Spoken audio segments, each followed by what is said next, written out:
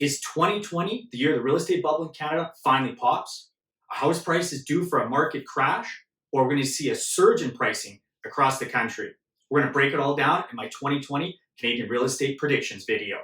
But before we get going, I got to tell you about that new restaurant on the moon they opened up. The food is fantastic, but there's no atmosphere. Yes! I had to get that joke in, guys. An astronomy joke. I'm an astronomy nerd. I wanted to throw that one in. Today's video, guys, this is a jam-packed video. I'm going to be breaking down my market in Regina, but also going across the country in all the different regions. I phoned out to my friends across the country, been doing a ton of market research. We're going to look at all the regions across the country and see what's going to happen in your specific market. Are house prices going up? They're going down? Are they flat? What's going on? We're going to break it all down. Let's get started.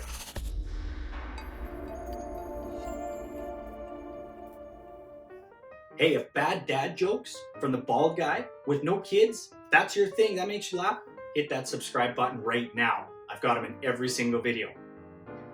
Hey guys, I'm Matthew Pfeiffer from Royal LePage, Regina, Saskatchewan. Wanted to talk to you today about my real estate predictions for the Regina real estate market, as well as the rest of Canada, kind of what's going to happen, where I see things are going. But let's start this off. First of all, yes, I'm a real estate agent. I make my living by people buying and selling houses.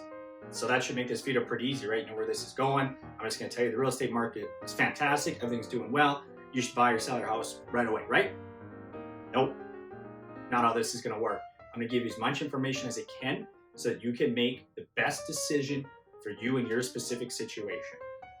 It's tough to say you can time the market because you know what? You never know when you hit the top or the bottom until those are passed. I always tell my clients the best time to buy and sell real estate is when it makes the most sense for you in your specific situation. But there are a couple of things that do have impacts on it. Obviously the economy, and there's been some talk right now in the media about a potential recession. I'm not an economist, so I'm not going to get into that. But yes, of course a recession would have a huge impact on the real estate market in every region of Canada. Secondly is government policy. I'm not a politician, I don't make the laws, anything like that, but the government has talked a little bit about reviewing that stress test that we've got across Canada for all borrowers. That has impacted the real estate market. It's slowed down a lot of areas of the country. So they've asked the government look at this, maybe go back and review it. I'm not sure what they're going to do. They haven't really given us any details. So again, I'm not going to get really into that on speculation. What I'm looking at for this video is where we sit in this first week of January, kind of how I see things are coming, what I've looked at in the different reports I've been reading through, and then also talking to my different real estate friends across the country to get their outlook on things. Let's get it started. How about we start this off first in my home market in Regina, where things have been a little tough for the last couple of years. We've seen a declining number of sales, an increased number of listings, and a decline in pricing.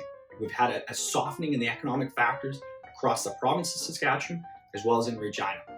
In 2019, though, we saw a little bit of a shift. For the first time, sales went up this year.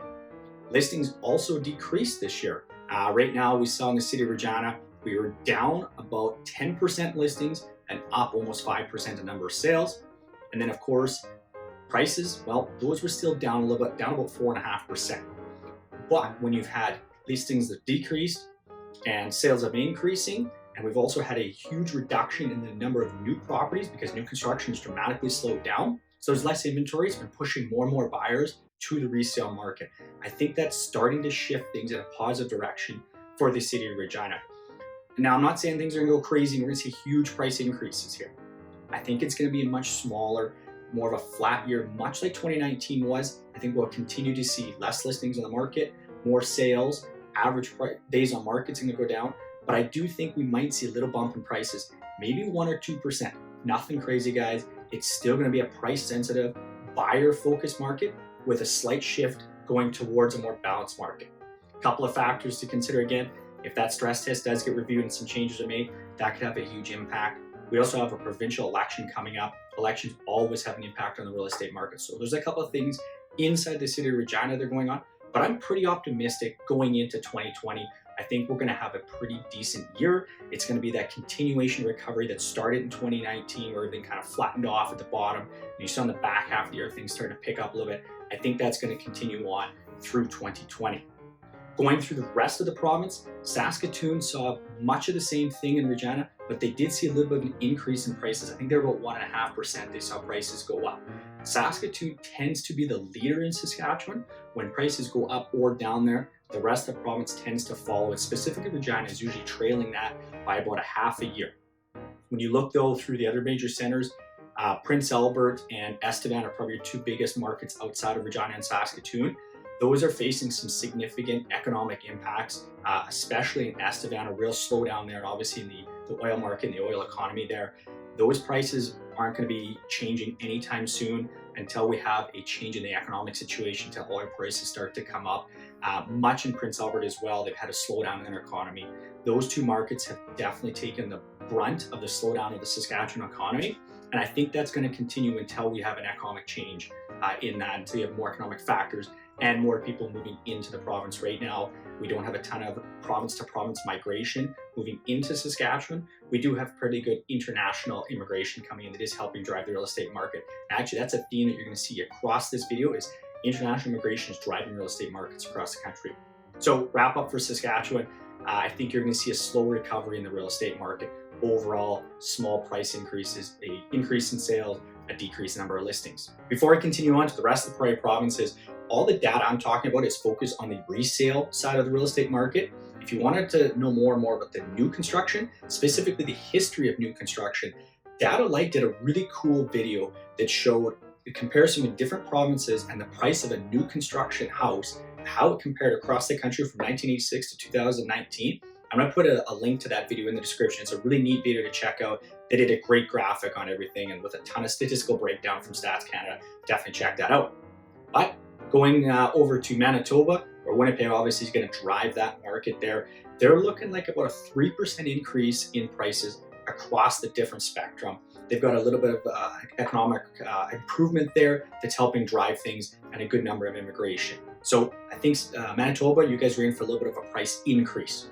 Flipping over to Alberta, which obviously has been dominating the news cycle with the slowdown in the economic situation there and oil prices, that has really depressed that economy and the real estate market there. I think though they finally have hit the bottom there. Oil prices have stabilized, jobs have stabilized there. So I think you're going to see kind of a flat year, maybe a small little bump.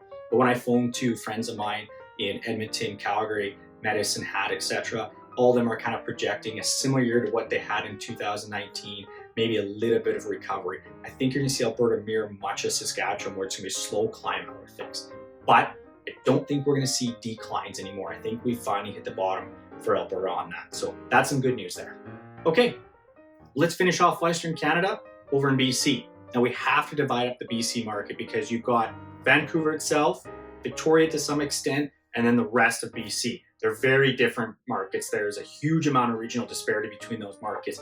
Let's start it off in Vancouver, where obviously Vancouver dominates headlines with huge price increases, astronomically high sale prices. And they went through a little bit of a cooling period. Part of that was economic factors, part of it was governmental factors. I think they've finally finished that correction they've been going through for a couple of years. We've seen actually a decline in prices in Vancouver, and they finally hit the bottom there. Might see a small amount of appreciation, but yes, house prices in Vancouver are crazy high compared to many other parts of the country. And Victoria, to some extent, has a little bit of that as well. Again, they went through a little bit of a cooling off period, mainly because of government policies and some stress test policies, foreign buyer taxes, and stuff like that.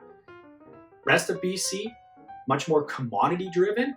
They've had kind of a slow appreciation to some areas that have been a little bit hotter than others. And I think you're going to see that continue. I think BC in general is going to have a strong real estate market. They've got a strong immigration sector there. The government policies that were put in place have kind of had their effect now, as well as federal policies. So I think overall BC is going to see a decent year and an increasing price, increasing sales, kind of across the board. Vancouver, Victoria, a little independent from the rest of BC, which is more commodity driven. Okay, let's head out east now. Let's start in the big smoke.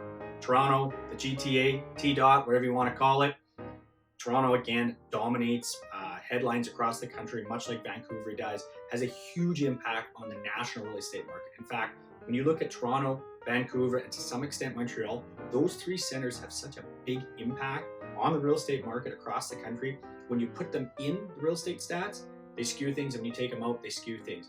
when you look at the national picture with those in there, it's dramatically different than when you take those out.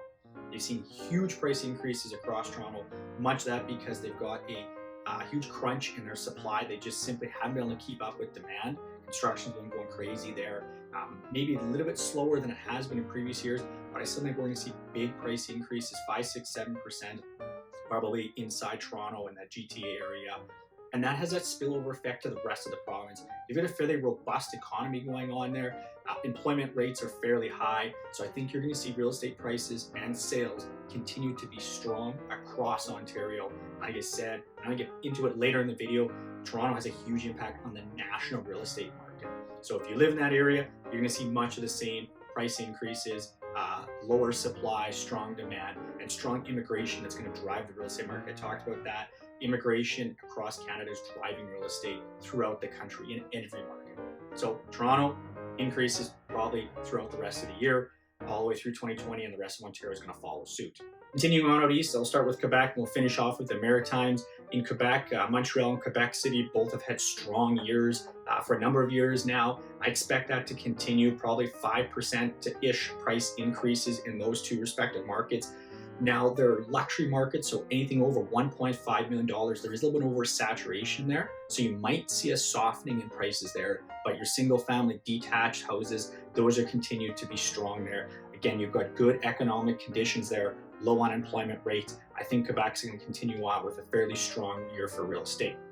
Going out to the Maritimes though, much like the Prairies, they've had a tougher time in their economic situations, less immigration there, specifically province to province immigration hasn't been as strong there, and you're probably going to see a fairly flat year. CMHC and Royal LePage are both not showing or projecting much for real estate price increases there, and that's kind of what I'm hearing when I talk to agents there. They're expecting fairly similar to what we saw in 2019, probably not much for price increases. So that kind of wraps up every region of the country. So when you wrap things up, it's really easy to see Canada is much of a regional story.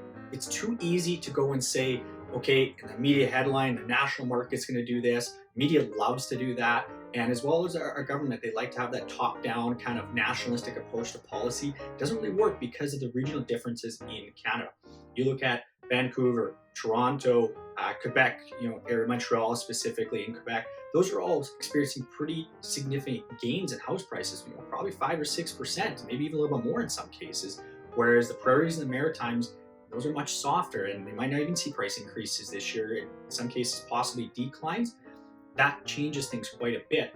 Nationally, I've seen, for the most part, most places are projecting about a 3.5% price increase. Well, I think if you told everybody in Canada that their house was going to go up 3.5%, you'd have disappointment on both sides. Those people in Saskatchewan, Alberta, Manitoba, and out in the Maritimes would probably be pretty upset if you told them 3.5% increases and then they didn't see any price increases, maybe a decline. Buyers out in Vancouver and Toronto who are banking on 3.5% price increases would probably be pretty shocked and disappointed again if all of a sudden house prices are 5, 6, 7%. So the big story for the Canadian real estate market is its regional diversity, and you're going to see that. You always have seen that. So it's tough to say, yes, the market's going to go up this much this year in Canada, and it's really tough to make policy on that. So what I recommend is look at your region and look at the CMHC stats or the real estate company, Royal LePage, Remax, Central One, all of them produce very good reports. A lot of the banks also produce very good reports. Look at those and look at the regional breakdown. Don't look at just skim the headline, look at the national outlook, because that's going to be a huge difference compared to what your actual market's going to be. Talk to your local real estate agent as well. They're buying and selling houses with clients every single day. They know what's going to affect your market. They know what's going on in the new construction. They know what's going on with the economic factors that are going to change things. So talk to them. Ask them about what's going on. You're going to need a much more clear and concise picture of the real estate market in your area. But overall, I'm looking forward to 2020. I'm optimistic about 2020. My market, Regina, Saskatchewan, I think we're finally through the correction on things here. And I'm going to have to tell people, maybe for the first time in a number of years, we're going to sell our house for more money than we did last year. Or at the very worst, I don't think I'm going to have to tell them you're going to sell it for less money than previous years. I think we're finally through that. Of course, Toronto, Vancouver, those markets are continuing to be hot and accelerated, and they've got a supply problem. That's really what it comes down to. They cannot build properties fast enough to satisfy the demand of all the people moving into those specific markets. If you're hoping for a real estate crash, I don't think you'd want to hope for that.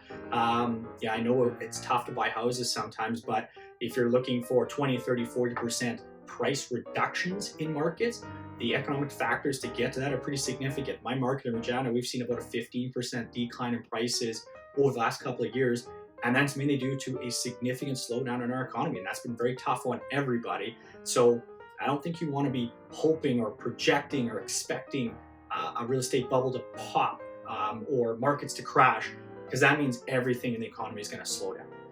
But like I said, I'm optimistic. We do have some things that could come into play here. You've got government policy. We do still have high income to debt ratios in Canada. We still have very expensive markets, especially like I said, Vancouver, Toronto, Quebec. Those are tough markets to buy in right now compared to household income. But you do have very affordable markets in the prairies and out in the Maritimes. So I'm optimistic for 2020. I'm excited for the year. I think it's going to be a good year for real estate in Canada. Thanks for watching, guys. I hope this was informative for you. I hope you learned something today.